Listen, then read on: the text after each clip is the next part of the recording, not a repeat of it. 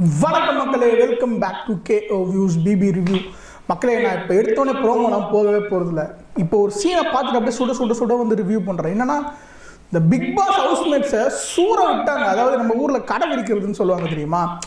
அவன் கடை விரிச்சிட்டாண்டா, டே முடிச்சிட்டாண்டா அப்படின்ட்டு சொல்லுவாங்கள்ல. பாருவன் திவாகர் டேக்கிட்டா அப்படிதான் இருந்தது.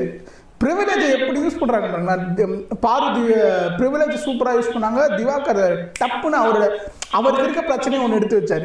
ஸோ அதை பற்றி தான் நம்ம இந்த வீடியோவில் பார்க்க வரோம். ஒரு மதியம் நம்ம பிக் பாஸ் எப்பவுமே எப்படின்னா, அந்த ஒரு டாஸ்க் இல்லாத பொழுது பார்த்திங்கன்னா, அந்த மதியம் ஒரு 2 மணிலேருந்து ஒரு 5 மணி வரைக்கும் என்னடா இது சூற மொக்கையாக போகுது அப்படிங்கிற மாதிரி தான் இருக்கும்.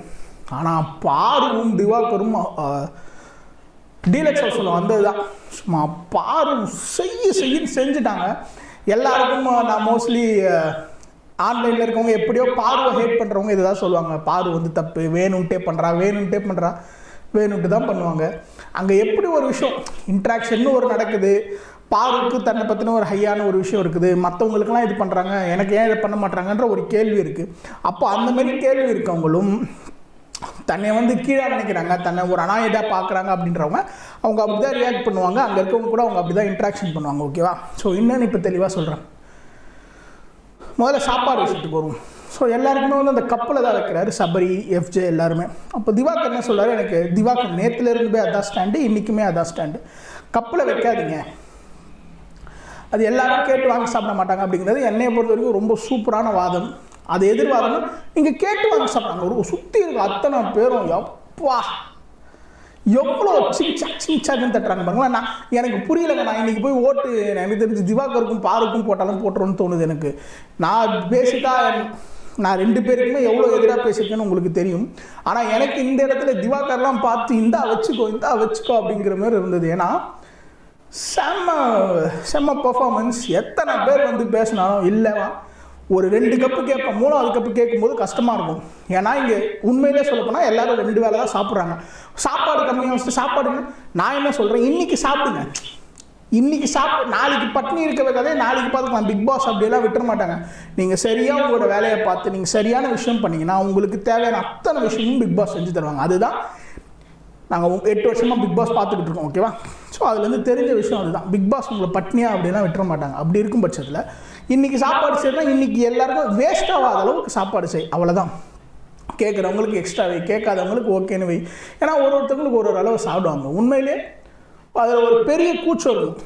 நம்ம சொந்தக்காரங்க வீட்டுக்கு போனாலும் நீங்கள் யோசிச்சு பாருங்களேன், இவ்வளோ வச்சுட்டு அடுத்த சாப்பாடு கேட்கணுமான்னு யோசிப்போம். அவங்க சப்போஸ் வேறு யாராவது கவனிச்சிருந்தாங்கன்னு வச்சுக்கோங்க, நம்ம அப்படியே இலையை மடிச்சுட்டு எழுந்துருவோம் இல்லையா? அந்த மாதிரி திவாகர் வச்ச பாயிண்ட் அத்தனையும் சூப்பர். அதுக்கு எல்லாரும் வச்ச பாயிண்ட், நீங்கள் கேட்டு வாங்கி சாப்பிட்டீங்களே, துஷாரில் நீங்கள் 3 வாட்டி சாப்பிட்டீங்கன்னு சொல்லிட்டான். அந்த ஆள் ஒரு பெரிய கப்பு 2 சின்ன கப் வாங்கி சாப்பிட்டார். மொத்தமே அது 2 கப்பு தான் வரும். அந்த இடத்துல தலைவன் சூற விட்டான் வேற மாதிரி. திவாகர் வாட்டர்மெலன் ஸ்டார் கீப்பிட்டான். அதற்கப்புறம் பார்த்தீங்கன்னா பாரு வேற மாதிரி எக்ஸசைஸ் பண்ணுறாங்க. எக்ஸ்போசிங் FJ டபுள் ஸ்டாண்டர்ட்ஸை பயங்கரமாக எக்ஸ்போஸ் பண்ணாங்க. எனக்கு வந்து FJ ஊட்டி விடணும் அப்படின்னு சொன்னாங்க.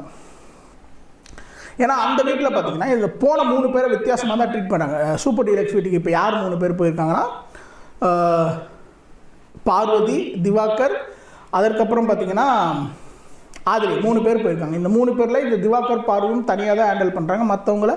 மற்றவங்களாம் ஒன்றா இருக்காங்க. அதையும் எக்ஸ்போஸ் பண்ணிட்டாங்க பார்வதி. அதன் பிறகு பார்த்தீங்கன்னா FJ எனக்கு வந்து ஸ்பூனில் வந்து ஊட்டி விடுனாங்க. பார்வதி இல்லை எனக்கு பண்ண முடியாது அப்படின்னு சொன்னார். ஆனால் இதுவே ஆதிரி கேட்டப்போ ஊட்டி விட்டார். ஓகேவா?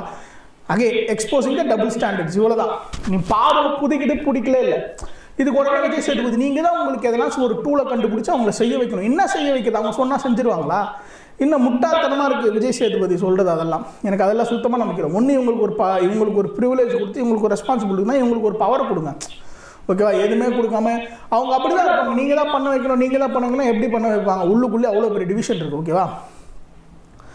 பார்வதில் இன்றைக்கி சூற விட்டாங்க. அங்கே உட்காந்து பாட்டு பாடுறது, அங்கே உட்காந்து எல்லாரும் மார்க் பண்ணுறது. அப்புறம் கெமி வந்து ஏதோ பேசியிருக்காங்க போல. அவங்க எல்லாருமே சேர்ந்து பார்வதியை பார்த்து சிரித்தாங்க. அப்போது கெமியோட பிக் பாஸ் அப்படி கெமி மைக் ஆன் பண்ணுங்க அப்படின்னோடனே பாரு சிரிச்சு தள்ளி கெமியை பயங்கரமாக பிளாஸ்ட் பண்ணிட்டாங்க.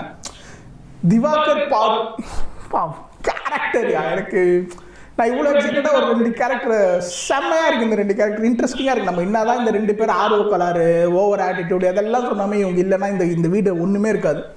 நான் இன்னும் கனியாக்கா பிளாஸ்ட் பண்ணுறதை பார்க்கல. கனியாக்கா எல்லாரும் பிளாஸ்ட்டுன்றாங்க. ஒரு மண்ணுமே கிடையாது. அவங்க வந்து கத்திட்டு போவாங்க, இவங்க கம்முன்னு இருப்பாங்க. இவ்வளோ தான்.